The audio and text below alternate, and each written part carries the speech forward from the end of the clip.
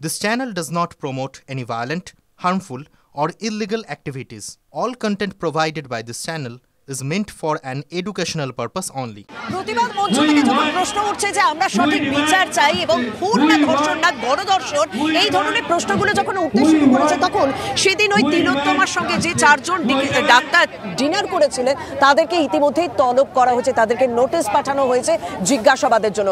বিস্তারিত জানাবেন আমাদের সহকর্মী সুপ্রিয়া আমার সঙ্গে রয়েছে। সুপ্রিয়া, তোমার কাছে এই সম্পর্কিত কি তথ্য রয়েছে? চারজনকে নোটিশ অবশেষে পাঠানো হলো জিজ্ঞাসাবাদের জন্য, এতদিন কেন জিজ্ঞাসাবাদ করা হয়নি তাদের?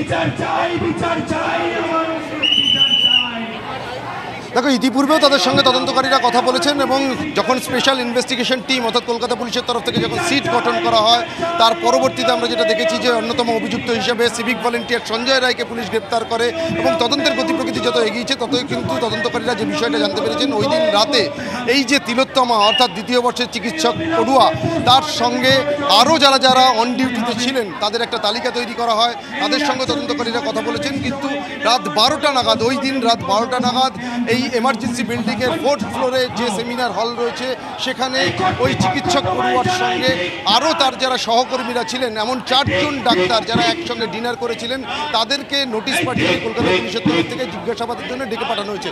ইতিপূর্বেও তাদের সঙ্গে তদন্তকারীরা কথা বলেছিলেন কিন্তু আজ তাদেরকে ফের ডেকে পাঠানো হয়েছে।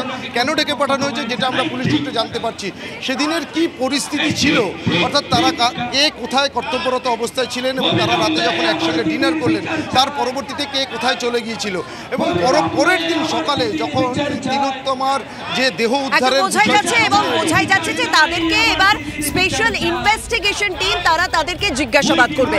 ওই যে প্রশ্নটা খুন না ধর্ষণ না গণধর্ষণ এই প্রশ্নের মাঝেই এই 4 জন ডাক্তার যারা সেদিন ডিনার করেছিলেন তিলোত্তমার সঙ্গে তাদেরকে ডেকে পাঠানো হলো। কিন্তু ইতিমধ্যে ময়না তদন্তের রিপোর্টে কি উঠে আসছে, মেডিকেল বোর্ডের সঙ্গে কথা বলবে এবং পুলিশের ইনভেস্টিগেশন টিম এবং আর যা কি তথ্য পাওয়া যাচ্ছে যে তিলোত্তমার ময়না তদন্তে 3 জনের ফরেন্সিক বিশেষজ্ঞ দল গঠন হয়েছে এবং সেই মেডিকেল বোর্ড যে গঠন হয়েছে ময়না তদন্তের সঙ্গে যুক্ত 3 সদস্যের কাছে একাধিক ব্যক্তির উপস্থিতির সম্ভাবনার কথা জানতে চাইবে পুলিশ। কারণ এই যে একজন ব্যক্তি এই ঘটনাটা ঘটিয়েছে না একাধিক ব্যক্তি এই ঘটনাটা ঘটিয়েছে এই প্রশ্নটা যখন উঠছে তখন কিন্তু সেই বিষয়টার দিকেও জোর দিতে চাইছে পুলিশ।